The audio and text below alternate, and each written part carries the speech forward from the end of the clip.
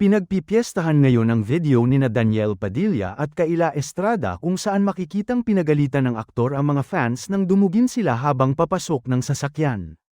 Ibinahagi ni OG Diaz sa kanyang vlog ang viral video na kuha ng isang fan. Mapapanood sa clip na nagkakagulo para makapagpa-picture sa kanila at inawat sila ni DJ na tila pinuprotektahan si Kayla. "Huy, tayo rin ito.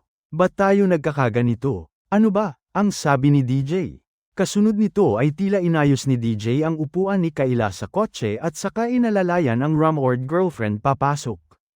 "Nagkakaipitan na tayo, ano ba yan?" wika pa ni Daniel sa mga fans.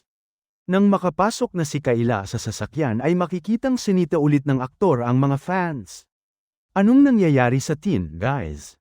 Ano to?" say pa niya. Dahil dito, nabash ng katakot-takot si Daniel at sinabihang isnabero.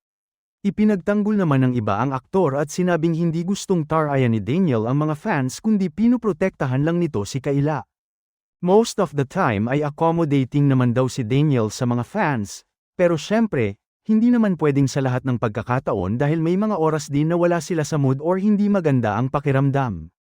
Anyway, deadman naman ang aktor sa mga bashings na natatanggap at wala pa siyang pahayag tungkol dito. Pero knowing him, hindi na niya papatulan pa ito.